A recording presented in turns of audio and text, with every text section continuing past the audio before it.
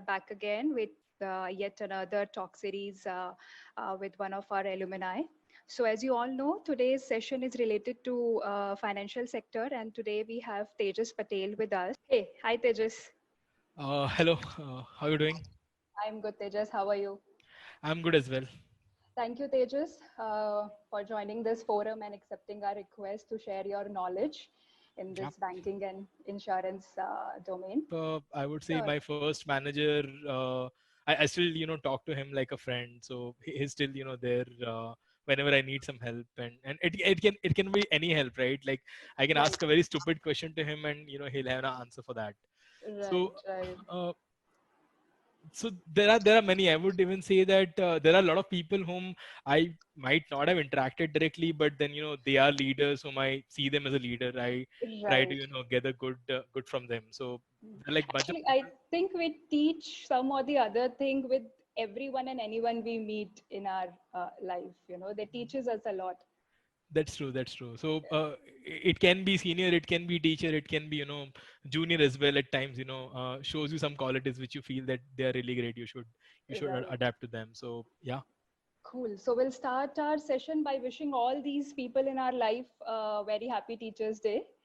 Uh, And Tejas, so this is our ritual question which we ask to our speakers. okay. How did you start your data science journey, or what motivated you to do so? So your career progression in nutshell, we would like to hear. Yeah. So I am quite old now. Actually, I turned 30 yesterday. Oh, Uh, belated happy birthday. thanks. So I think when I started my career 8 years back with my first company, National Stock Exchange, at that time I was just a telecommunication engineer. So I did my engineering in electronics and telecommunication, which Right. was very famous at that time. The cutoffs used to be like highest, and I used to be topper during schools and class 12.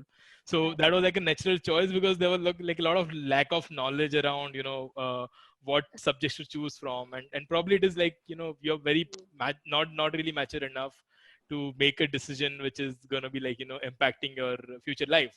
So you do like what others are doing, you see what is happening around, and you see that okay, your seniors from the school were probably taking electronics and telecommunications, you go ahead on the same path and you choose that. Okay. So yeah, that's how I ended up choosing electronics and telecommunication. But like soon after joining in the first year, I enjoyed programming a lot. I kind of became one of those who are like really good at solving brain teasers and complex problems which not everybody is able to solve. Okay. And that's how I started liking it. What happened was I remember in my third semester we started actually dealing with electronics, and there are like transistors, diode, triode, everything is in theory. Teachers talking about PNP, junction, and all of those things, but it's all theory, and you can't really see them, you can't visualize them, and you can't also have a lab wherein you can go and try it out and build components on your own. So doing experiment with electronics was very difficult. Maybe due to a lot of lack of simulation softwares also in electronics.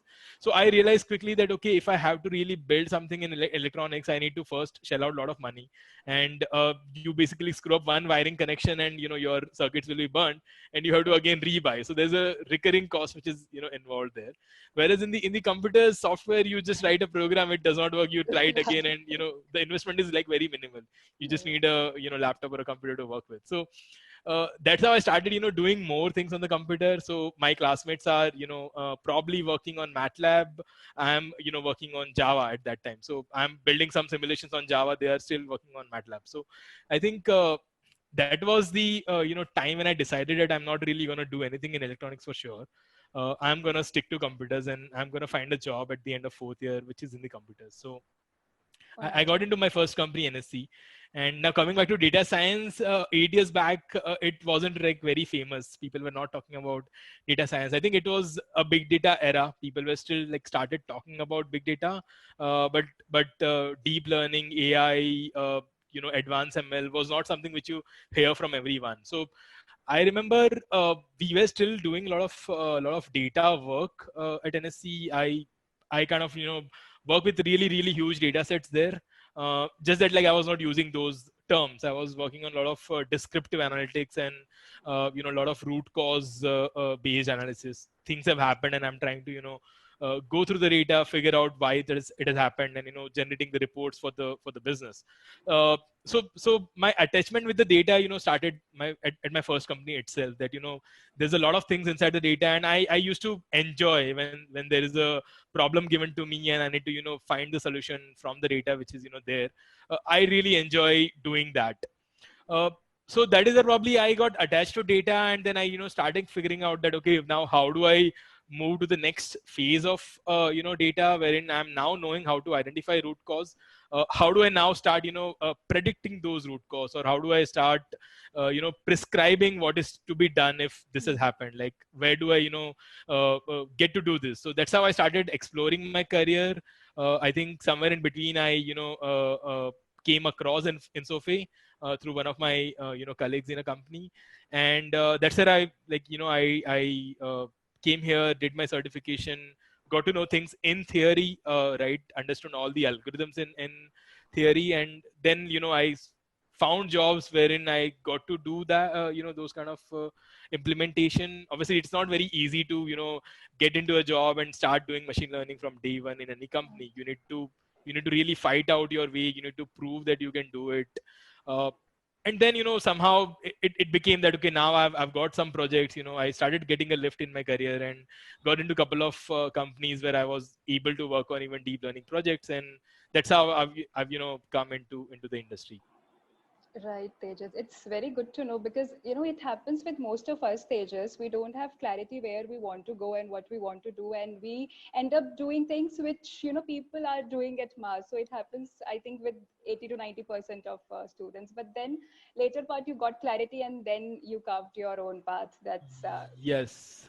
That's And nice. one more thing to add there, right? So probably like 5 years back, the kind of talent people were looking to do the ML work were still traditional. So there was a hard rule that you need to be a statistician, or you need to have done master in statistics or something like that, right? Or you need to have PhDs and all. So those were kind of criterias 5 years back. So again, that was like a difficult thing to get into the right role. But these days I think people are more preferring skills over your qualification. Obviously, like, that does not mean that qualification has to be discounted completely, but then if you, let's say, give me two profiles, and if I have to evaluate, I'll not just simply blindly trust that okay, you have done it from top school and I'm going to just simply take you in. I would rather want to assess your skills. I would want to assess your individual I would say behavior skills, like how good in general are you to adapt to new things, new changes, right?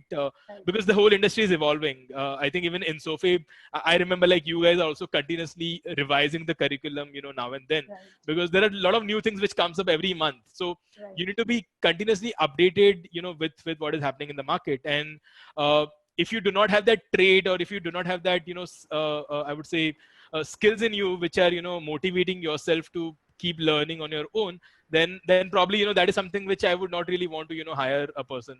I would rather go and hire someone who is more motivated to do things which are new, which he does not know, rather than hiring someone who is probably expert at one thing but is not very adaptable to change. So Very with well these said. things in place, I think it should be not very difficult for someone with not a great qualification tag in terms of education to get into the industry. Right, Tejas. Right. Let's get started, Tejas, with today's topic. Let's quickly touch on the agenda. So basically I want to talk about in general banking and insurance sector, right? Not just India, but also outside India, wherever I got to work in general. uh, like what exactly is happening in the banking insurance industry, and what kind of problems are there which people are trying to solve with the help of analytics, and probably where is the most potential opportunity in each of these industry which people are willing to really invest a lot of money in terms of resources, or in terms of technology, and really trying to get ahead in the market, ahead of other companies in the market. And I would really want to talk about these things in detail. Right. The second thing which I would probably want to cover is, potential problems and applications of data science. I think that is like more or less similar to what first point I'm going to cover. But yeah, like I would probably give a very detailed example of, one problem and how to solve that in each sector using data science. So I would probably go in detail of like a very specific example, and try to give out some idea about how do you really go about solving them, and what really you get out of it. uh, and then a couple of things I would talk about, what typically a data scientist does on a day-to-day basis, and then what would be my advice to folks who are either willing to enter into the industry or who are already in, probably are looking for a break in BFSI sector for analytics in general. So this is what the flow of the discussion is going to be. Right, Tejas.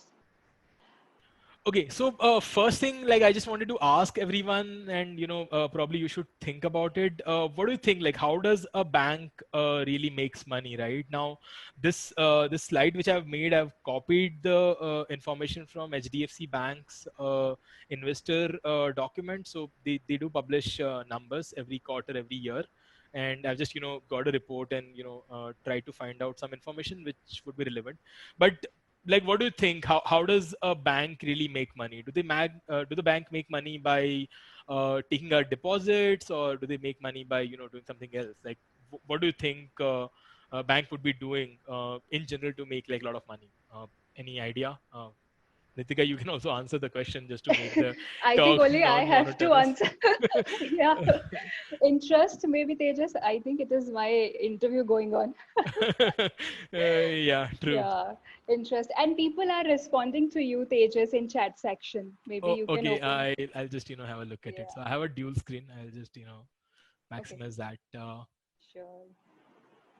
Okay, so yeah, lending money interest is probably the right answer. So banks make the profits mainly from their lending business, right? So basically, if you look at the charts here, right, the bar charts, the top chart is talking about the cost of deposit. Now, this is something which is how much bank really have to pay interest on while they are getting the money, or while they are sourcing the money from customers. For example, we open up a saving account, or we open up a deposit account with the bank, and we get some interest on that, right? So that is basically a cost which bank has to incur, or that is an interest which bank has to pay it to us to have that money with them, so that they can basically make more money on top of that. So this interest which we see here is basically talking about the cost of deposit. And we see that HDFC Bank has been, kind of reducing the cost of deposit. It was a little higher in the 2019, but it is like nearly 5%. So for every rupee which bank takes in from saving accounts or FD accounts or RD or any ways of getting the money in, they are basically incurring roughly about 5% interest, to pay it back to the customer who has given the money to them. The second table, which is net interest margin, it is basically talking about what is the margin they are really getting on top of the money which they are giving out to the customer. So let's take a very simple example. Bank right now has 100 rupees, and they have landed those 100 rupees to someone else as part of a loan. So let's say they have landed it to some X number of customers as part of different variety of loans at maybe different rate of interest. Now if the bank really says that, okay, I've landed at 10% interest to the outside customer, or to the customer for lending, and I've taken I'm giving 5% to the people who have given me the money. So 12 minus 5 is going to be my difference, or is going to be my cut, which I as a bank gonna make in the whole transaction process. So that seems to be like somewhere around 4.3% for the HDFC Bank. Now so if you just add 5 and 4, it is roughly 9.3% here. And there would be some operational cost, right, in terms of managing the whole operational ecosystem to carry out this business, which roughly goes to somewhere around like 1 to 2%. So on an average, bank is able to lend out money at interest of roughly about 11%, and they are giving 5% of that to the people who have given the money to, and they are taking roughly 4% as their cut. Now if you see this table here, it's saying that this is what the performance of the bank was. So if you just look at the net revenues, it was somewhere around 208K for the quarter ending December 2019. And if you just look at the breakup of this revenue, the majority of the component is, coming from the net interest income. So it's almost, as good as 70% of the money is actually coming, or 70% of the revenue is coming from the interest income, which is basically income generated from this business. So it's really huge, important aspect for the bank to, have the money given to the right set of people so that they can, maximize the, this component, which is almost 70% of their total revenue. The other things are, there, which is like fees and commission, which is basically your typical, what do you call, banking charges, like, you pay transaction charges, bank charges you for maintaining debit cards, bank charges you for, sending out the SMSs and so on and so forth. So these are like fees and commission, which are more or less, fixed. They'll simply grow based on the more and more customers they get into the bank.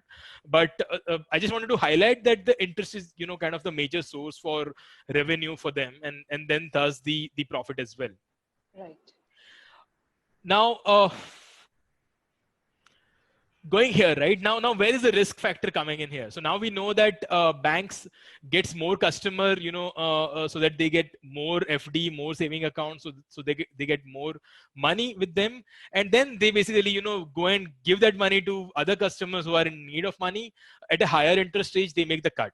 Now they want to, balance out this whole operation, at the same time grow both of them, right? So if you look at the first two graphs here, the first one on the top and the bottom one here, basically this is talking about the advances. Now advances is nothing but the money which they have given out in the market, as part of lending. So roughly about, 10K INR billion is what they have lended out in, as of, I think FY21 first quarter, and roughly about 11.8K INR billion is what they have taken from the customer. So their deposit is always going to be more than what they will be able to lend out, right? It should not happen that I don't have money, but I've still, given it to people who are in need of the money. So that does not really balance out the whole equation. Where would I really give the money from? So I have taken 10 rupees, or I have taken 100 rupees, and I have lended out, 90 rupees of them to different lenders, and then the remaining 10 rupees are basically, required as part of the regulatory process. It is basically, something called as a cash reserve ratio. So bank needs to, deposit certain money with the RBI, and they also need to, reserve some money so that when you go and, go to the ATM and take out the money, that money basically, can come in the form of cash to you. So that certain percentage you take it out, but then remaining 2% or remaining 2 set of, amount you want to, keep floating in the market. So you'll take the money and you'll, give almost 90% of it, you'll float it in the market in terms of, landing business. Now this is a huge risk, right? Because you're giving almost 90% of what you are getting in from your good customers who are really depositing money with you. You are giving that 90% of that money to people who are in need of money, right? It can be a retail customer, it can be a wholesale customer, right? When I say wholesale, it is going to be like institutional banks or any companies which require money as part of, their business. So there's a risk, right? That 90% of the money I've given out to entities or, individuals in the market. And what if they default? If they default, then I lose out that money. And that is basically a risk which I've taken right now to earn that 4% interest, which I was showing in the first slide. Now coming back here, basically if you look at this exhibit 10, this is something which is talking about the NPA or non-performing assets. So there was roughly about 0.3 realized NPA, which bank had to lose out.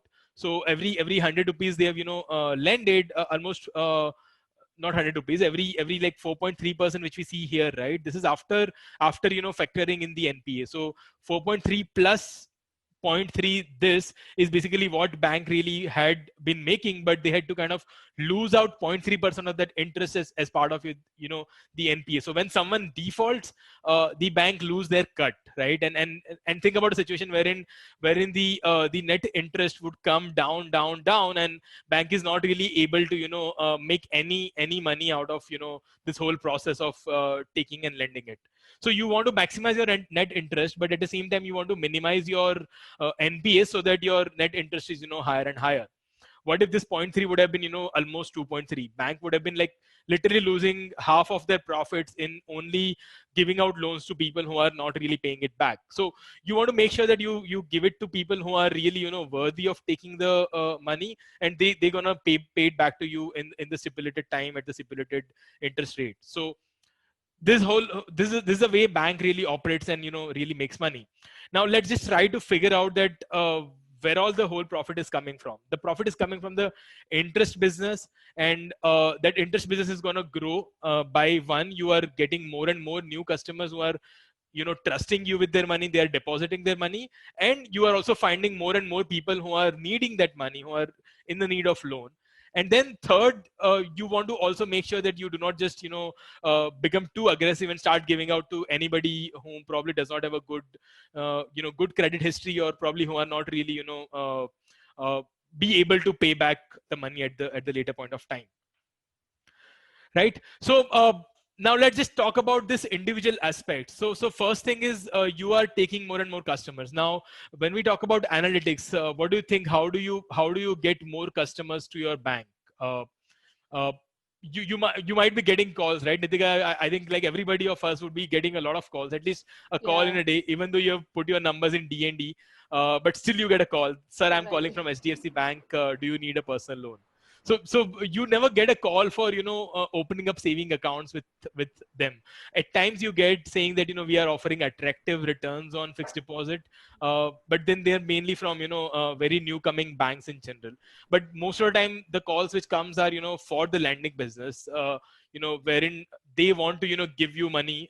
They want to give money at the attractive offers, at the attractive interest rate, so that you become their customers and you do not go and join some other bank for your needs, right? So that is like one major chunk of business where the growth is visible, where the direct dollar impact is visible, and you want to maximize your effort there. So right now what happens is you say that, okay, I'm not interested. If the call center guy is courteous enough, he'll say that, okay sir, I will blacklist your number, or I'll flag your number so that next time you don't get a call. But at least that does not happen with me ever. Like I still keep getting calls every day. Now that is like one source of place wherein there's a huge investment has happened from the bank. They would have, think about, like they would have set up a lot of call centers. They would have tied up with a lot of third party companies who are doing the selling for them, and they are investing a lot of money there. Right now, can we use data analytics to tell them that, okay, Tejas has already said that I'm not interested in your offer, please don't call me.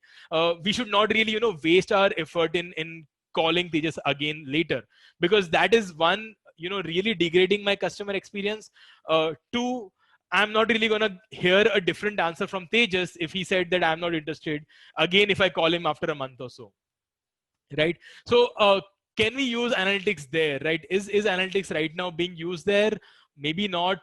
Maybe yes. It really varies from companies to companies, banks to banks, industry to industry. But right now, if you look at Indian industry in general, it is in a phase wherein there's a huge potential, and that's where everybody is just in the phase of aggressive in terms of getting more and more customers onboarded. I just want a customer to come at my place, and I will offer them a product, and I'll start making money from that. Now, one simple question, right? Do you know how much a cost is involved when you receive a call and you probably, maybe talk for 15 seconds to the call center guy saying that you are not interested? What do you think? What would be the approximate, rupee cost that goes into making this one phone call? Any idea? Any guesses, audience? Like, do you think it would cost 100 rupee to make a call, or it would be kind of free because these days calls are free? It would be kind of free, 1 rupee, or maybe even less than that. Like, what do you think it is going to be? That would cost. I'm not talking about days. I'm talking about rupees. Yeah. So 50 rupees is too much, Mohit. No, nobody would be making a call to you if there's a 50 rupees cost. So yeah, I think 10 is roughly more or less similar answer, but like based on my my experience, what I've seen is it takes roughly about 8.5 rupees to make a call which is lasting for like roughly 30 seconds. Now that includes the cost which is involved with the call center guy who is calling you, the infrastructure cost, the cost of equipment, the cost of real estate, also the cost of people who are managing them, right? So if you factor all of those in, there's a roughly 8.5 rupee cost which is involved per one call. Now just think about the situation wherein I am a call center guy, and or let's say I'm a bank, and I've found out these 1,000 numbers which I want to call for a day, and I want to get the leads out of it. I want to convert some customers to buy my product from that. Now think in this way that you assign a call center guy who's gonna make that call, and it is gonna be 1,000 into, let's just assume that 10 numbers for the time being. So 10 rupees what it is costing for one call. So it is gonna cost me 10,000 rupees to just reach those individual 1,000 customer and figure out if they are interested in my product or no. If they say yes, then probably I'll have to pass this customer's number to maybe some other team which is more familiar with the products, who are probably direct sales team. They'll contact the customer, try to pitch in the product, make the customer aware about the product, and then convert that customer back to the back as my actually active customer. Now we're just talking about the lead business here, and in the lead phase itself, I need to really spend 10,000 upfront to try out those 1,000 numbers and see if any one of them is really interested in my business. Now let's say that there were 10 of those 10,000 which were interested in my business, and you called all those 10,000 and you figured out that okay, only 10 are interested in your business. So now when we talk about the cost per lead, you just got generated, like you were able to generate 10 leads at the end of the day by calling those 1,000 customers, and your cost per lead becomes your total cost of calling those 1,000 customers, which was 1,000 into 10 in our case, which is 10,000 rupees, by you are only getting 10 customers at the end of the day. So it is basically roughly 10,000 by 10, which is 1,000 rupees per customer. So you actually invested 1,000 rupee to just identify that a customer is interested in your particular product, and then you're going to probably spend even more rupee to make that customer actual customer of yours. So this cost per lead is really bad. And where does analytics comes into the picture is here. You will say that, okay, I'm going to build a model which is going to, prioritize the customer for you. And it is going to say that, you should call these 10% of the customer out of your 1,000 database, or you should, call these 1,000 customers only to probably, get the top 9 people. So earlier you're getting 10 people out of it by calling all 1,000 customers. Now I'm giving an option that you only make a call to these 100 customers, but I'm guaranteeing you that you're going to get 9 of them converted. You're going to get 9 leads out of it. Now let's just redo the calculation. We are saying that you're going to call 1,000 people, so that means like 1,000 into 10 is what the cost is going to be. Sorry, you're going to call 100 people, so 100 into 10 is what your cost is, so which is equal to 1,000. And I'm saying that now you've got 9 customers out of it, so 1,000 by 9 is roughly what your cost is, which has come down to now 100 rupees, roughly more than little over 100 rupees. So earlier cost, before analytics, your cost was 1,000 rupees per lead. Now after analytics, you have reached the cost which is little over 100 rupees a lead. So that is where the analytics comes into the picture in the first phase of acquiring right set of customers. I'll pause here for a while. If you have questions, you can shoot the questions on the chat. But yeah, I just wanted to highlight that where the analytics really has a huge scope in terms of making a real dollar impact. So basically from 1,000 rupees a lead, we came down to 100 rupees a lead by just using an ML algorithm here. Yes, Bhushan. So there is obviously a cost of analytics involved here as well, right? So we'll probably not get into details of that right now, right? Because it really varies from companies to companies how they really want to engage analytics, right? So it is possible that one company is not really willing to invest in any of the analytics resources or infrastructure. they're just interested to, get the outcome. So all they care is that, okay, you take my data, you give me, the best customers to call, and I'm going to use that. And you probably tell me what is the cost you're going to take there. So typically there are like different various business models in which, companies operate. Some consulting companies would operate based on a fixed cost. They'll say, we'll build the model is yours, you use it whenever you want it, and we'll charge you this much for the model. There will be some companies will say that, okay, fine, we'll partner with you, we'll charge you based on, the number of leads which we give you. So if we give you a lead which is 10 leads, I'm going to charge 1 rupee per lead from my side, and I'm going to take care of whatever needs to be done in the back end. Yes. So now, that's what is giving basically the dollar impact what an analytics can make. Now, basically, yeah, Mohit is asking a question that are there any alternative ways of reaching out to the prospective customers? Yes, like phone call is just a one way of reaching out to customers, but there are different. So we call it as a channels. We call it channels in the field of marketing analytics. So you can reach out to a customer through phone call. You can reach out to a customer through email. You can reach out to a customer through voice blast. You might have heard at times, right? You just pick up the call and a computer, blast a message at you, and you really get irritated. Why are you calling me? And you just disconnect the call. So you basically get reach out through a voice blast. You can also be reached out through other channels like social media. You can be reached out through different ad campaigns. So while you are browsing, you will see some ads coming through, in between saying that, attractive offers or get a personal loan at some XYZ rupees.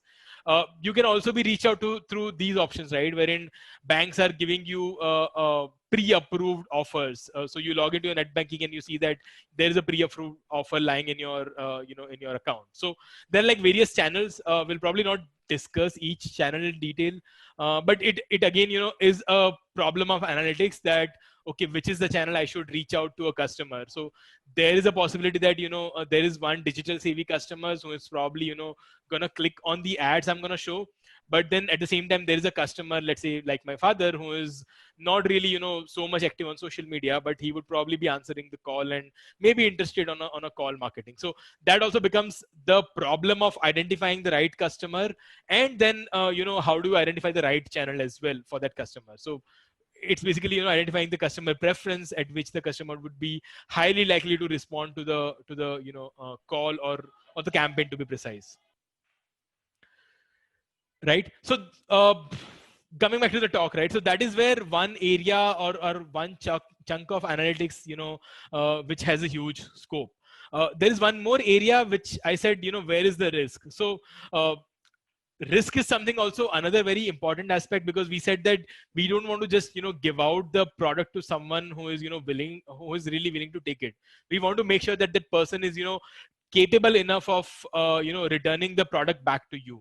So there are products or there are ML applications on identifying the risk of the customer, right? It can be before giving the product, it can be after you have given the product, it can be as part of a recurring process as well. Just to give you an example on each of them, right? So when you say before giving the product, let's say you apply for a home loan right now. What do you think? How long does it take typically for a bank to come back to you and say that, okay, we have approved your loan, and this is what we're gonna sanction the amount as, and yeah, this is what the interest rate we are offering. Like, what do you think? Those who have really bought a home loan ever, or any other loan, right? Not just a home loan, but what do you think? How long does it typically take for a bank to give you a confirmation that your loan is granted? Is it like, does it happen immediately as soon as you say apply and you get a loan, or it takes some time in the back end? What do you think? What happens in the back end? A week? Yeah, it really varies from banks to banks. Mohit is saying immediately. Mohit, I haven't seen loan being sanctioned immediately, even if they are pre-approved. It really varies from loan type as well. For example, a car loan, there's nothing which they have to check in terms of what kind of car it is, right? They just need to say that, okay, you're applying a loan for a particular car, and this is what your credit score looks like. I'm going to probably grant you in probably 12 hours of time. But at the same time, if you are saying that I want to apply for a home loan and this is the property I'm buying, then they would need to assess that what exactly that property is, which area that property is located in. Are there any risk with that property? So tomorrow, if you default, if bank has to liquidate that property and get the money back, will they be able to do that or no? So to assess, they need to basically do little more research, evaluate the kind of product you are applying for, and then come back. And that's where again the analytics comes as well, right? Are there any ways you could automate these processes, right? The different phase of underwriting, we call it as underwriting, wherein a particular loan is granted to you. So there are people who are specialized, who are skilled to assess each loan products and say yes or no for a loan granting process. So can you optimize that? Yes, there are a lot of ways in which you can optimize it, right? You can build an ML algorithm which says that okay, you should really grant this loan, or you should not grant it at all. So as Mohit is saying, I get disapproved immediately. So that is possible because it might be true that your credit score is really, really bad, and because of that, bank thinks that okay, you have not been really paying any other credit card bills or any other loan products in past. You have not been really very good. So I don't want to really take this risk and give you the loan. So I will simply look at your credit score and simply say that okay, boss, I'm not going to give you a loan. Sorry, go tata. So that is where an immediate action can come. But then whoever model thinks that okay, I should go ahead and give a loan, they'll probably go through a manual route, and probably auditors or underwriters would evaluate it and decide whether the loan is to be granted or no. So that is another area where before even the loan is granted, analytics can come handy, when you are building a model which is maybe identifying the risk associated with the application in general. Then second phase is, you have already granted the loan. Can you be more proactive in understanding your portfolio? And that is where a model again comes into the picture, wherein you just keep looking at your customers' historical payment history, their current financial status, and you say that okay, I'm going to build a model which says that what is the chance this person is not going to pay his EMI for the next 3 months, or after the next 3 months. So can I build such models? And if I get some good outputs there, I can probably proactively reach out to the customer, or take some steps which will help me in general to make better decision as a bank. So these are like pre-post in general in terms of risk assessment, right? Now let me talk about the same concept in the insurance industry as well. And here also it is more or less similar to what we have in banking. It's just that products are different. So if you see typically how does an insurance get sold these days? So first, a product has to be designed. So there will be like a research team or development team which will figure out that okay, let us create a new car insurance product which is giving these features, or let us create a new life insurance product which is giving XYZ features, and they will basically decide on the features, they'll decide on the rates, they will decide on the premium, they'll decide on the rules that okay, what exactly we need to give out as part of the product.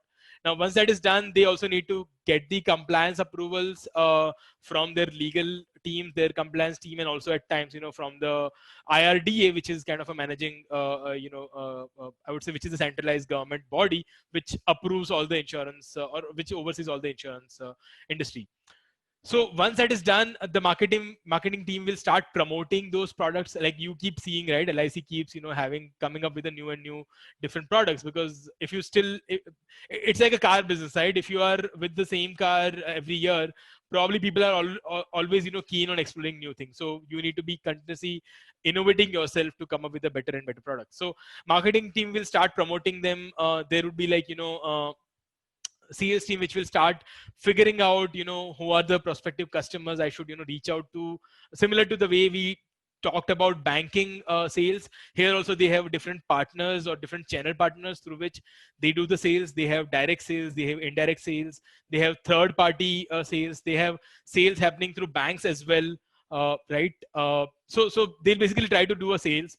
They'll get the application, they'll get the leads, they'll follow up with the customer, convince them to buy the product, they'll get the application, they'll get the documents, pass it to their underwriters in the company, and they'll their underwriters would assess the risk with the policy.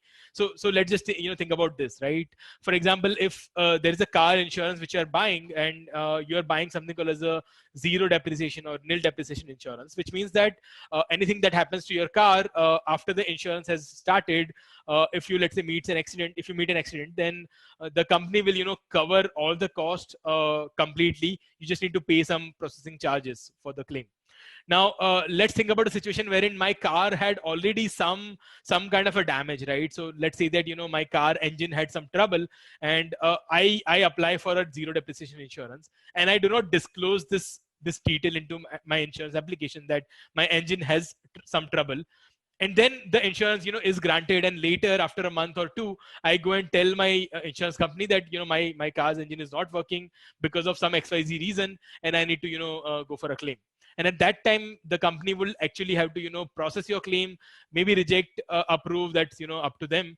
But there's a cost which is involved, right? So you want to identify this fraud upfront, saying that, I'm going to look into your car thoroughly before I give you the policy. Right. So that's what the underwriters are going to do. They're going to assess whether the application has any risk of, claim or any risk of fraud in the whole process, so that I don't regret later if I'm really, I would say, careful enough while giving the policy at the start. Now, again, there is a cost here, right? You don't want to waste out a lot of time, or you don't want to, spend a lot of cost in doing so. You want to optimize that cost. For example, you might have, seen these newer players in the market like GoDigit, Echo, and I think even like all of the previous companies or traditional companies are also supporting this, wherein they say that, okay, you just take the photographs of your car from multiple angles, you record a video and you send it to us, and we'll, process directly. So we don't need to send an agent to your place to inspect the car manually.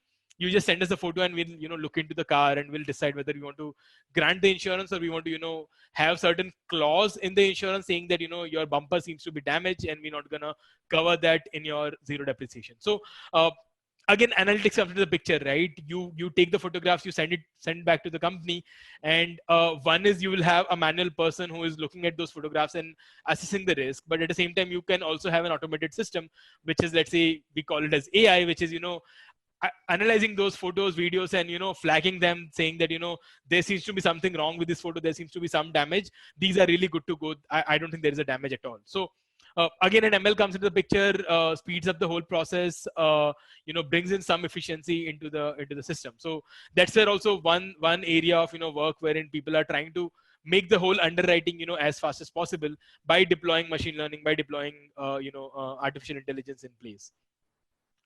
I'll not talk about the reinsurance in general because we don't have a lot of time to go into detail. But in general, the claims happen later. So that is where the money goes out, right? So you have taken the insurance, you have paid the premium. If you don't claim it for the duration of the insurance, for the duration of the policy, the insurance company is really happy because they have made that money, they've got that money, and they don't need to pay it back to you. But if you make a claim, then they have to pay the money back to you. So that is a risk, similar to the risk which we saw in the banking with the loan products. So here also with the claim, there is a risk, right? So they want to make sure that they scrutinize the application as much as they can, but at the same time, they make the whole process faster enough so that they can onboard the customers as fast as possible. So customer experience is retained very well. And at the same time, the marketing side, you have definitely the marketing analytics going on, wherein how do you really reach out to the customer, who is the potential customer you should reach out to, so that I can sell the whole set of products, right? Okay, I'm just pausing. It was probably a very long, complex discussion. Let me know if you guys have a question.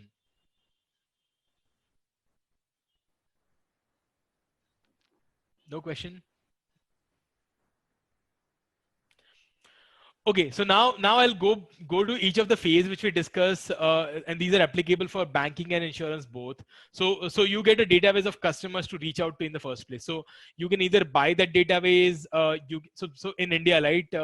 How many of you really go to Facebook and disable your privacy setting and make sure that nobody, no third party app, or no one can look at your private data, or look at your data which you don't want to share with anyone, right? It can be something like this, right? Your mobile number, your age, even that is sufficient enough for me to maybe identify whether I should reach out to you. So let's say someone who is just turned 17 or 18, and they are eligible for opening up a saving account. So I may just contact them for opening up an account, because I may just call out the customer and say that, hey sir, you have just turned 15 today, and we are having an attractive offer for you to open up an account, or you have just turned 17 today, and we can offer you at this rate, you can open an account with us. So that is a prospective customer. So even an age variable or even a date of birth variable itself can make a huge impact in terms of those initial 1,000 numbers which you're talking about, right? So if I have a product which is specifically targeted to a certain age group, I can simply deprioritize the customers who are not falling in that criteria,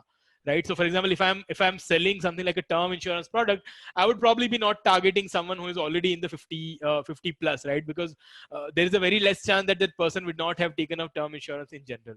I would rather want to target people who are just getting into the industry, who have just started earning money, and they want to ensure their life so that their family can probably have benefits in case of certain certain not desirable events in general. So even minute information which we think that, okay, who will gonna use anything like this, is really important when it comes to using analytics, or when it comes to using data in general, right? So that is the first place. You get the customer database, you either buy it, you do a web scraping, I remember, like, one of my friend, he was interested in identifying all the numbers from the Just Dial. So he was into a business wherein he wanted to target customers who are doctors. Now, where do you get the database of doctor? He was not very sure of. So what he said that I want to do is, I want to go to Just Dial, look for all the doctors in my vicinity, and every doctor would have probably listed themselves on the Just Dial platform or Practo platform. And what he wants to do is, he want to use those platform, get the numbers, mobile numbers for those doctors scrap, and contact them for targeting whatever products he was looking into. So there are various ways in which you can get that customer data. Again, analytics comes in handy, web scraping comes in handy, wherein you are trying to get this data in the first place. Second is, you generate the leads from this database, and the way you get the lead is, you prioritize the customer, figure out how do you identify right set of customers to target in the first place. So you use ML there. You try to minimize your cost per lead in general. Then third is, convert the lead into an active customer. Now this is something which is like very subjective.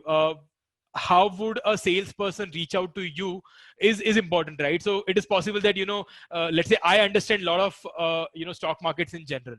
Now let's say there is a banker who is calling me to open a demat account, and he's talking to me in a very naive way, and I'm like, dude, I really understand all those terms. Can you really tell me what exactly you have for me, right? What exactly are the unique features which are differentiating you from other brokerage accounts who are also offering the similar services? So the whole discussion would be different if he already knew that I understand stock market. Now how can he probably know that? He can probably look at my career history. He can mine my LinkedIn and say that, okay, I work with some banking companies, so it is possible that I might have some knowledge on the banking instruments in general, right? So one is, you are just blind enough to reach out the customer and try to pitch in the product. Second is, you have some more information about the customer which can help you build a right pitching strategy. So there are analytic solutions which helps you identify the right set of pitch, or right set of story or a talk which the sales agent should go with to the customer. So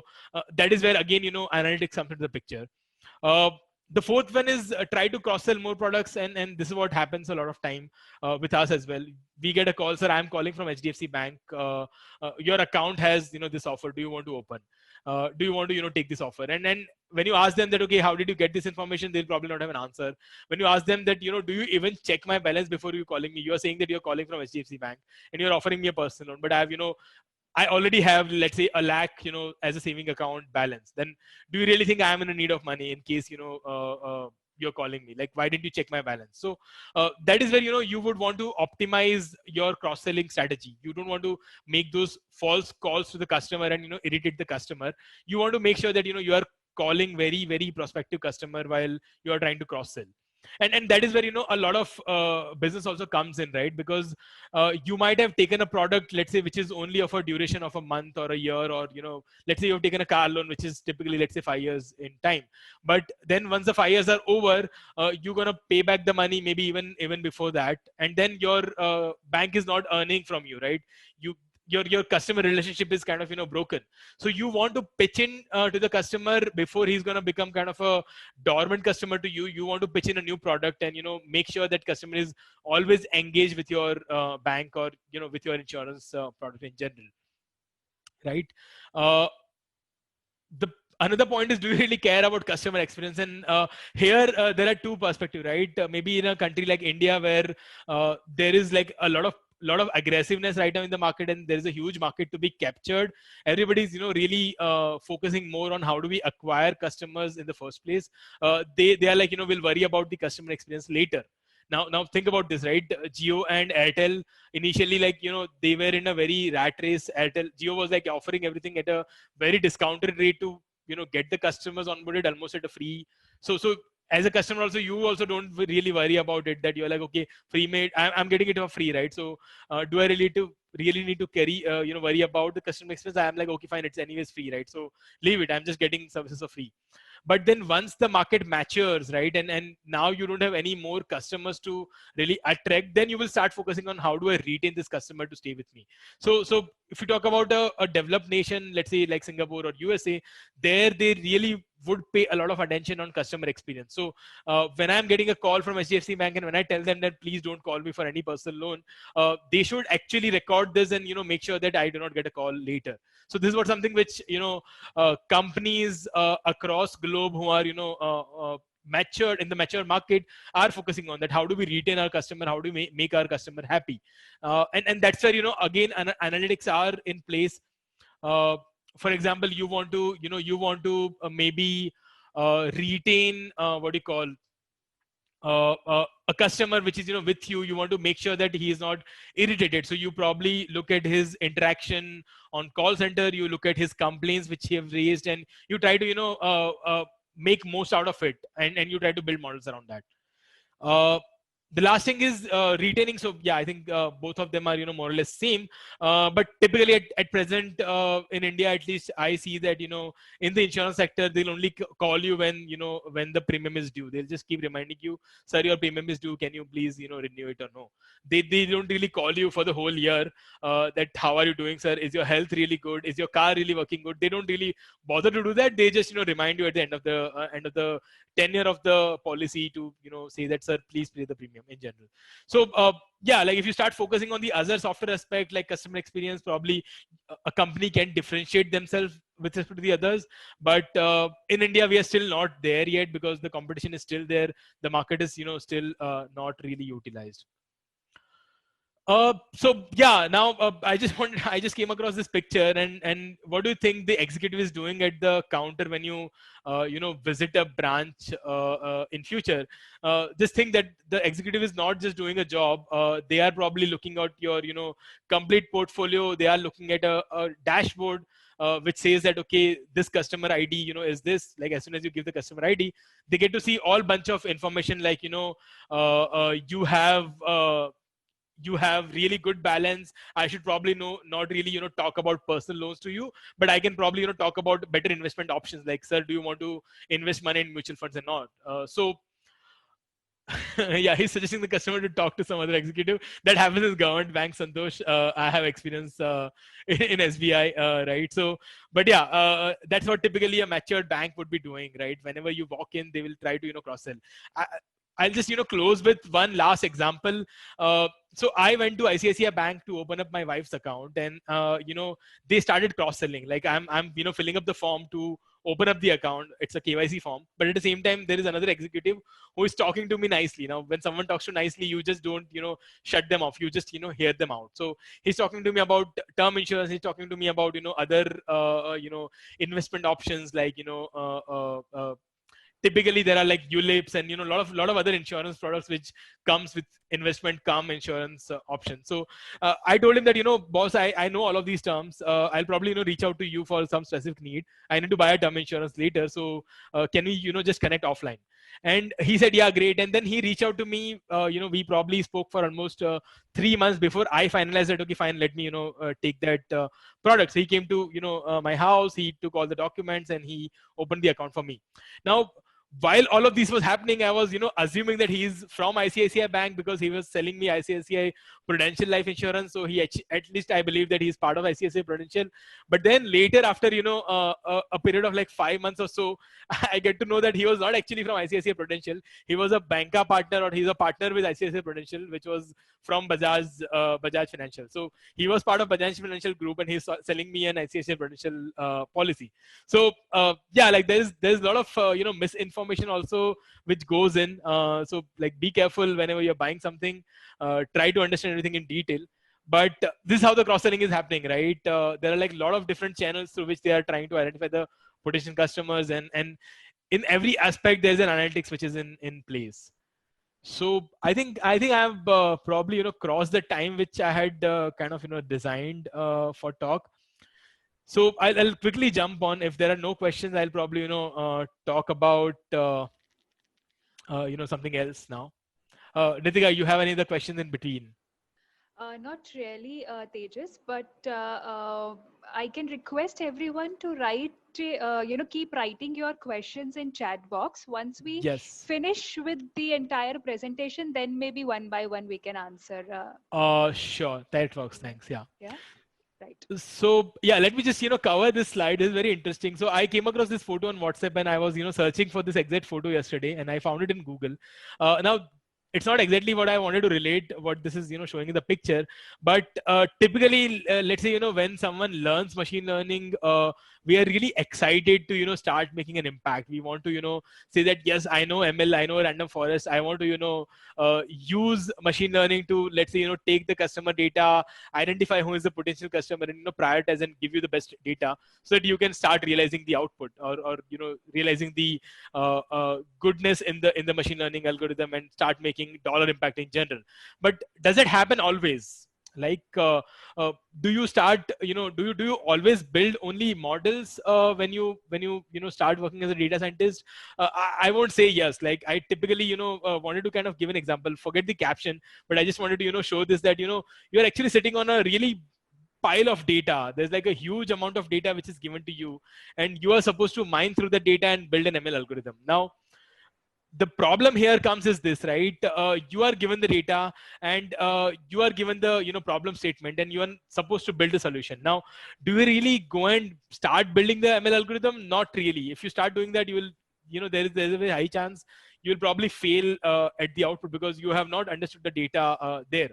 So I think a majority of the time, I would say like almost 70% of the time for a data scientist or any person who is working on analytics projects would go into deep diving the data, trying to understand the data, right? So for example, let's say business has told me that this variable represents the marital status of the customer.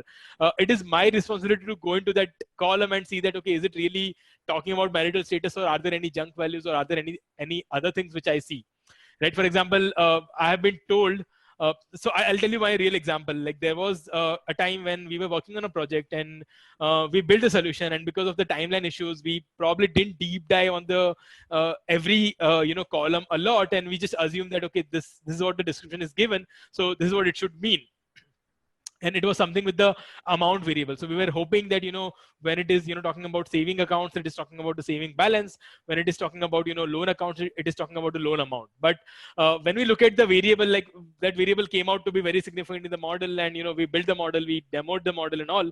But while probably backtracking something, I found that, okay, this variable has some junk values which I do not understand. So at times these values are like really in the order of crores.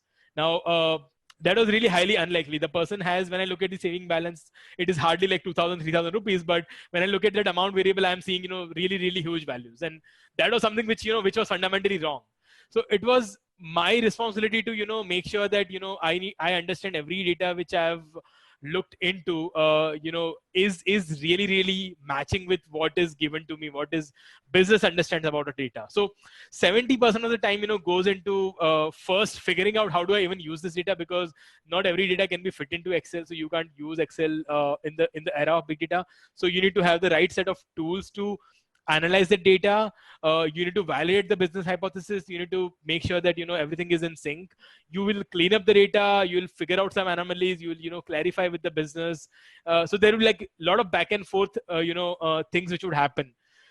once you have done that, and once you have understood the problem statement, and you have established the right ML solution for that, then you will basically go about actually training the model, fine tuning the model. So I would say like only 10% or 15% goes into training or validating the model. Once it is trained, you will do some technical validation. Then you will generate a bunch of various business metrics as well, because you're not going to tell your business person that I'm getting an AUC of this, right? AUC is something which is to do with the machine learning output in a classification setting, but you won't go and report AUC to your business person because he does not understand AUC. You'll probably want to showcase that this is the lift you're going to get, or this is the dollar impact we think we'll be able to achieve with the help of this ML model.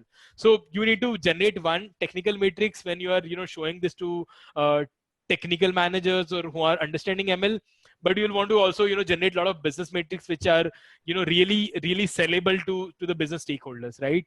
And that is what also another important aspect of your whole activity is going to be, right? So you might be really good scientist, you might be really good in terms of understanding ML, understanding stats, understanding data, but then if you're not able to present your solution to the stakeholder, there is highly a chance that your solution would be rejected, saying that okay, we probably don't understand this, let's not do this right now. So you need to be really good in presentation also. Yeah, so this is what a typical day looks like. So it's not that you build every month you build a model. You probably build maybe at max 2 to 3 models which are good in the span of a year. Again, it really varies from company to company and the kind of problems you work on, but that's what give and take my estimation is. And rest of the time you actually spend working on this data which is kind of shown as a junk here or a garbage here, right? Right. So, Tejas, by this we can say that model building comes at last, right? There is a lot to be done before you reach to that stage. And Yes. yeah, so in your experience, what I have heard a lot from our students that we really, want to build a good machine learning model. We want to get into a job where we can, build models. So they have that kind of aspiration. But I think first they should learn to deal with data well, right? Then only they can do it. Yes, so that's where like a lot of people ignore this essence, right? So I have like met a lot of people in my experience, or I've had a lot of colleagues who are probably good at just they say that okay, I know how a random forest algorithm works, I can copy paste that syntax and make that run and scikit-learn, but are they really good enough to understand the problem in the first place, right? Are they really good enough to understand what the model is outputting? Do they understand that okay, the output is this, is this really making sense for the business, right? I'll give you an example. For example, in one of the projects where I worked, I really came up across one nice insight by building the model, that the customers who are buying your life insurance product are tend to buy a credit card after a month or so. Now, this is something which I found out with the data while I was trying to build a cross-sell model. But, I was very happy that, I found out something which is really insightful. And that was happening like, almost 30% of the time as well. So it is something really good that, I can go and tell them that, whenever you're selling a life insurance, you should start selling, credit card also, because customers are really buying your credit card products when you have sold them life insurance. And when I went to the client saying that, this is what I found, he's like, oh, no, this is not an insight. This is actually a mis-selling. So what happens is when we ask clients to sign or customers to sign the life insurance forms, at times a lot of people or a lot of sales folks will slip in a credit card consent form as well. So you as a customer have signed something which you don't know that you signed up for the credit Right. card, and after a month or so a credit card is shipped to your home address, and that's where I'm seeing this insight, but it is actually a mis-selling. So now, do we want to build this into the algorithm? I don't want to really build a model which is using this pattern to identify a prospective customer later. I rather want to ignore this pattern. So if you do not understand this thing, then ultimately you would probably build something which is going to be junk in, junk out, and you will be satisfied that I've built a model, my job is done, but then there won't be a dollar impact at the end of the day. Right. Actually, it has happened with me, Tejas. I got credit card when I didn't need it. Yes. So yeah, there are a lot of mis-selling practice which is there in India. But yeah, we can't control them. Probably, companies as part of their customer experience initiatives, start focusing on these. But I don't think like in India they have reached there yet. So if you talk about Singapore, like I got a chance to work with one of the banks there, and they were using like data, crazily. They had great warehousing systems in place. They had big data infrastructure. They had, almost every function of their business was using, machine learning, advanced analytics, in the form of, something or the other. Now, they came back to us, with the problem statement that, what we want to do is we want to minimize the footstep of our customers into our branch, right? So this is a digital era. We have like, all sort of digital services, but why still a customer is walking to my branch, and what exactly they are trying to, do with the branch, right? Because branch again comes with a huge cost. You'll have to invest in people, you'll have to invest in infrastructure, real estate, and, a lot of other things. So can you minimize the number of branches which I have? And to do that, I need to first understand what are the services for which a customer is walking into the branch. So they wanted to, do this. They said that, okay, we can install cameras. We can, give you cameras feed. We can give you beacons, which are like a sensor, which will tell me that, a customer has walked in. We can give you their transaction data for the same time period they were inside my branch. And can you tell us that, what exactly that customer came from?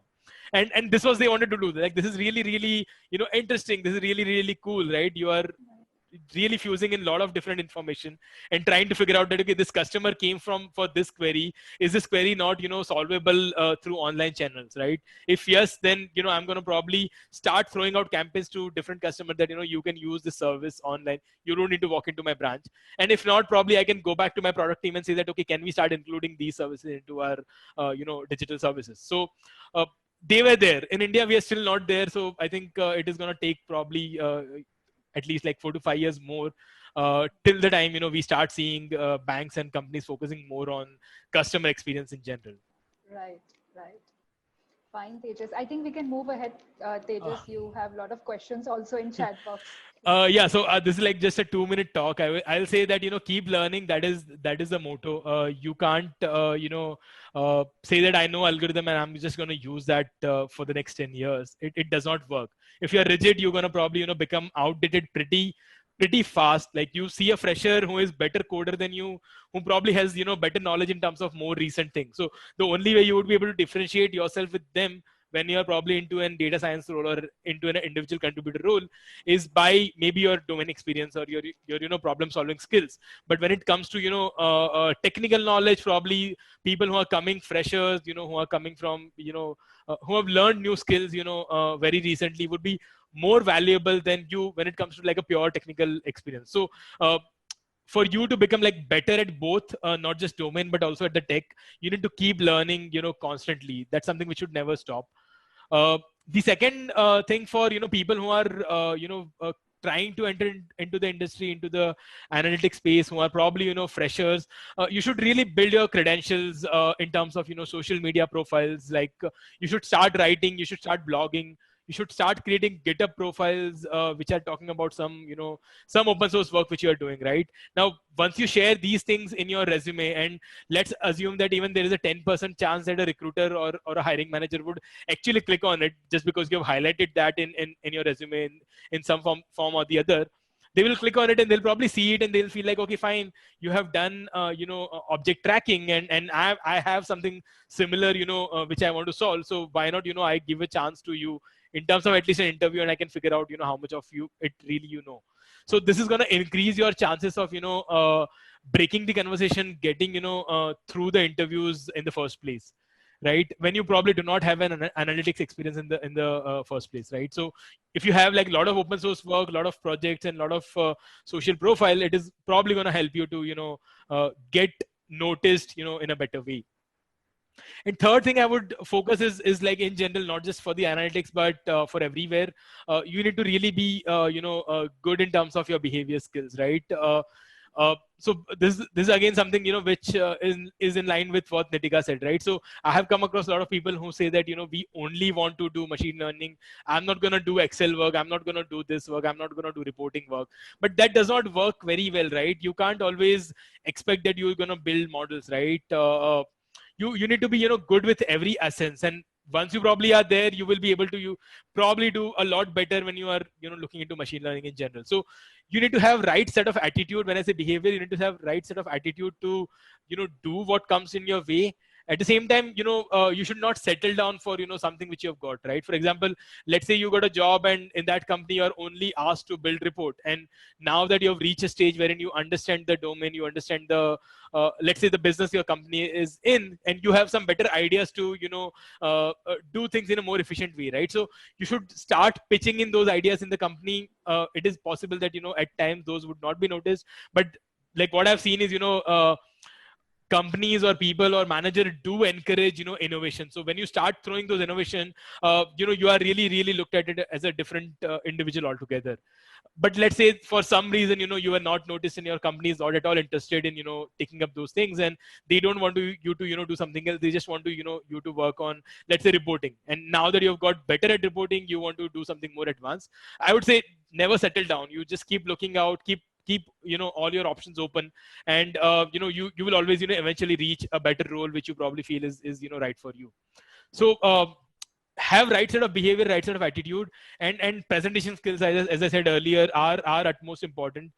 You might be really great techie, but if you cannot showcase your work, if you cannot sell your work to the people who are funding you, you're not going to succeed in any way. So I think like those would be, you know, three things I would want to focus on. And one more thing which I probably, you know, keep saying a lot is, you know, you should be really fast in terms of what you do. You need to fail fast. If you're working on something, don't keep dragging that for a lot of duration. You should be, you know, good enough to say that, okay, fine, I've tried enough. I've tried, you know, 5-4 different approach, and I don't think it is, you know, going anywhere. Let me just, you know, step back and maybe look at it in a different way, talk to other people, get other different perspective, or maybe this is not the right problem which probably can be solved at this point of time. Let me jump onto something which is, you know, which is probably more dollar impact full than, you know, trying to maybe drag this for a longer duration and then later realize that, okay, you know, we can't solve it, and, you know, we just fail. So have those skills of assessing what works, what do not work, you know, and probably this will come with your experience, this will come with your you know, tech skills,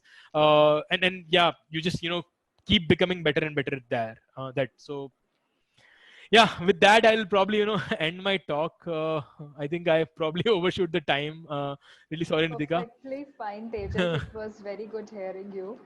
And quickly, we can just jump into chat section, Tejas, where we can start. Yes. So let me just look at that. So I'll start with Divya.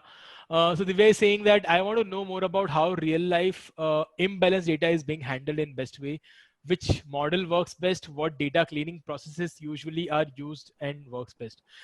So typically in imbalanced data, we do some kind of sampling. I think that's what you would have also learned when you're learning it in theory, right? So we do you know, work on some kind of sampling. We also work on something called as you know, loss function adjustments, right? So for example, you are interested in you know, when you're, let's say, dealing with a cancer, no cancer problem, right? So you don't want to miss out a customer, you know, who had a cancer, and you know, you probably detected that as a no cancer, so which is like a false negative, right? So in those kind of a problem, you would want to focus more on, you know, saying that, okay, fine, I'm okay if a no cancer patient is identified a cancer, but I'm not really okay when a cancer patient is identified as a no cancer, right? So you would adjust your loss function and say that, okay, fine, penalize, you know, 5 times or 10 times when a cancer is identified as a no cancer, but, you know, make that penalty only you know, probably 1 times when no cancer is, you know, identified as a cancer. So you can adjust your loss function and handle it. But yeah, like I don't have a direct answer to that question. It really depends on problem statement. It really depends on the kind of data you're dealing with. But if you ask me, I think I have been using sampling techniques a lot to maybe, you know, create that class imbalance little worse, little better than what it is worse. So let's say you had class balance of maybe 0.1, right? So 0.1% of the time you had class 1, but remaining time you had class 0. So I would probably try to take some representative samples from the remaining 99.9% and say that, okay, I don't want to use all of them. I'm just going to sample down that data and probably try to bring in my class balance ratio to maybe somewhere around 1% or 2% by undersampling the majority class.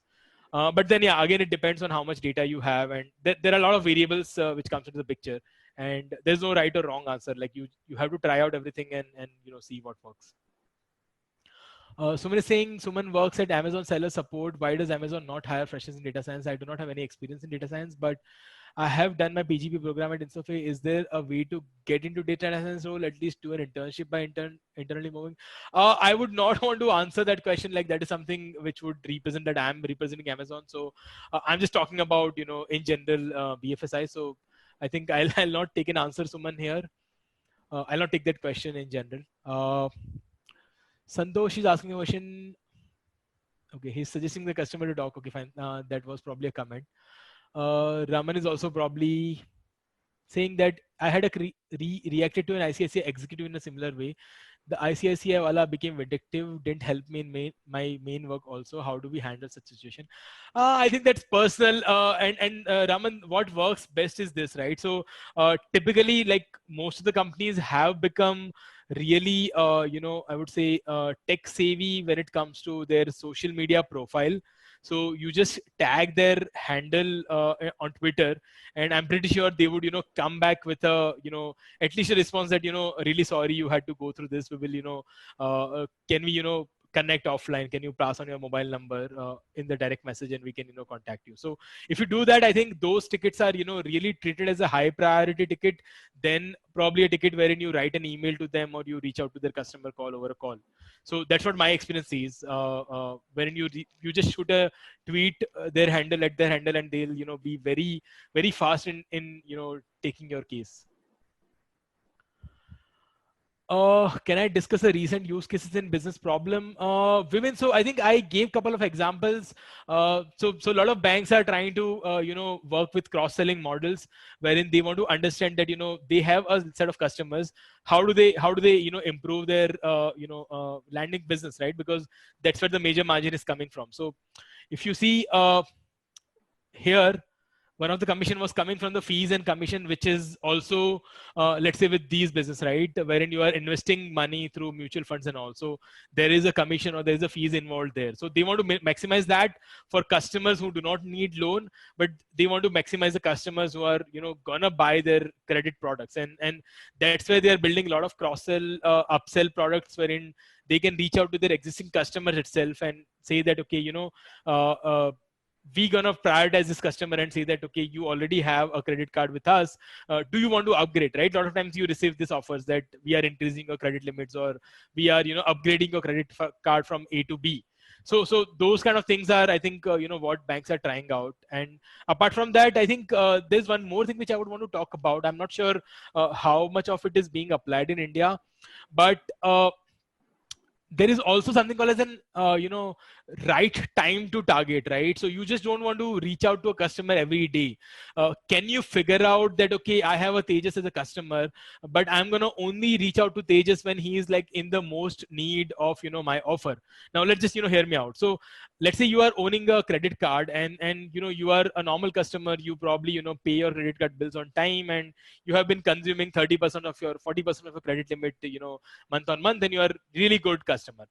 Now, do I really go and ask Tejas, do you want to upgrade your limit or shall we offer a new card? You will probably be not interested because you are happy with what you're doing. You are never in a need of, more than 40% of your limit. But let's say that, recently you paid your credit card to maybe, travel, international destination, right? So that is one pointer. So your credit card transaction shows that you have, swipe your card at some merchant, which is, dealing with international bookings, or you maybe booked a hotel somewhere, outside, right? So now that is a pointer, that is a trigger wherein maybe I I may have a personalized offer, and a bank can come and tell me that they just do you want to take these international offers? We have a card which is specially designed for forex transactions. We offer very low charges when you pay in INR when you are traveling abroad, and you can access the lounge with this card and so on and so forth. Right now, that is a time when you want to target Tejas, because that Tejas is going overseas for some some trips. So there's a very high chance when they come to me with this time I'm gonna take that up. If they give me this on a usual day, I may simply say that I am not interested. So I think that is what a lot of matured banks are doing. They are mining your data and trying to find out what is the right time to target, not just what should I target, but when is that you are going to be in need of that. So I think, yeah, that is something which I would say. And in the insurance sector, I think this is something which is happening a lot. All the insurance companies are going digital. They don't want to submit any paper-based document. In the auto sector itself, right? They want to make your claims as easy as possible. So I think a lot of companies now offer this, right? If you meet an accident, you take the photograph of the accident spot, and you upload that to your insurance portal, and they will immediately tell you that what is the typical damage they think has happened to your car, and what is that they're going to cover based on your policy which you have with them, right? So these things make a customer little secure that as soon as the accident has happened, you are under a stress, but at the same time that okay, this is what is going to be covered for sure. So a lot of insurance companies are trying up with new variety of insurance personalized product, and which are more in real time, which are more actionable in general. How is my day in Amazon as a scientist, and what exactly do I do in general? So I think I answered that question, Suman, more or less by, when I talked about what a typical data scientist day looks like. And I think it is not going to be varying a lot from organization to organization. Some matured companies might have separate roles wherein there will be a separate big data team who would be taking care of giving the data to a scientist, and there would be like a scientist who would mainly be working with that clean data, or the data is merged and given to you.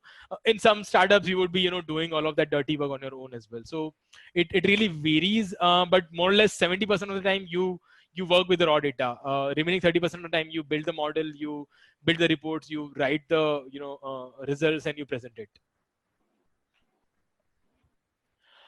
How do I handle such filtering operations in a particular column in case of big data? Let's say Excel and Python both cannot handle the load. So yes, right, Python cannot handle the load as well. So you go to more newer technology, you let's say use something called as a Spark, or you get into more distributed systems, right? You start utilizing big data stack in general. So something which cannot be handled in Python, you would then search, right? You will say that, okay, now what do? I still want to process data. Either I'll split the data in some chunks, and I'll process them in chunks. But let's say even I don't have that option, or I don't have that expertise, I'll probably go to the big data frameworks and say that, okay, I can probably utilize Spark, or I can utilize MapReduce, or maybe Hive to do my work. So I think that's what one would probably go once they start reaching this capacity wherein they can't handle everything in Python, but they still want to build the models. Again, guys, please don't ask questions directly related to Amazon. I'm not going to answer them. So I'm going to skip the question of Syed. Did any bank roll out any bots with multilingual capacities? Plenty of customers don't feel comfortable with English and prefer their local language. Mohit, I haven't worked with chatbots in general, so I wouldn't be able to answer that question. Neither I use chatbots in general. I probably do not find them really interesting. Typically I see them as irritating, right? So I would be happy to use something like a Google Assistant, right, to answer my query. But let's say the chatbots which are given to us by most of the banks, or even telecom companies or insurance companies are going to be based on AI ML framework, which is going to take your question, going to identify the intent, and probably just answer you something from the predefined question. Now typically I would rather go to Google to answer that question rather than going to the chatbot of the bank's company, a particular bank, because I'm pretty sure that they would have not implemented it in the same way as Google's search works. So I'm not sure like if that is really a right way. But yeah, if they come up with something which is, something like a Google Assistant, and they can answer my personalized query, they can probably, also look into my data while I'm asking the question, would be really great to have. So I'm not sure if banks are there yet or no. How to get expertise in analyzing the data? Do we need to know concepts of data structures, algorithms? Okay, so again, related to question I'll ignore, question to the Amazon I'll ignore, but how to become expert at analyzing data? Now this comes with, experience. One, you need to have right domain skills. You need to know what the data is about, but two, you also need to have the right set of skills as well, right? So I can suggest 10 different approaches you dissect the data in, but then do you have the right set of tools to do that, right? As someone asked that if the data is very huge, what do you do, right? So you might know what you want to do, but then you just cannot do because of lack of technology experience or lack of infrastructure. So that is something which you need to work upon. Both of them goes hand in hand. You become better at domain, you become better at tech, and then you can do more and more efficient things. But yeah, there is no shortcut to that. It only comes with experience. It comes with working on more and more projects, more and more variety of data. Okay, I think those are all the questions we have, Nitika. If there are anything else which you want to me to cover, I can take it up, or yeah. Almost everything is covered, Tejas. And if anyone wants to get connect with you, I think through LinkedIn they can connect with you, and on one-on-one basis they can get their query solved. Yes. But I think as far related to this event, this session, everything is covered. Okay. And thank you so much, Tejas. It was it was an insightful session and interesting session. And I hope we, so. yeah, truly. As a layman, actually, I now got to know internally how you do customer analytics in banking and insurance industry. So thank you so much, Tejas, again. And we will connect sometime later also. And Yes. thank you, everyone, for being a very interactive and good audience. Thank you so much. Just one last piece of advice. So typically, what I see is people reach out to me, or reach out to anyone, right? When they are adding connection, they just simply click on connect button, right? Now, what you can do is you can just write a personalized message. Tell about why do you want to connect. If you have already talked to that person in past, you just put that message up front, right? So for example, if you guys now try to reach out to me on LinkedIn, and you can say that, okay, we attended your session on InsoFay, and we would like to connect. I would be probably thinking in a different way. Then you just simply hit a connect button. Similarly, if you are even connecting to someone unknown whom you have never interacted with, right? You can talk about why you want to connect, right? So maybe those people are maybe posting some content which is of interest to you, and you just want to have a connection with them. So you can just say that I really follow your post and I really enjoy reading them. Would be great if you can accept my invite. So these would be like just really breaking the conversation kind of a talk, and you should always write a personalized message before connecting. Even I was not doing that, but then now I try to make sure that whenever I'm connecting with someone, at least I try to make sure I'm writing a personalized note. So yeah, Nice please do piece that. of advice, Tejas. Okay, thank you, everyone. Thank Great. you.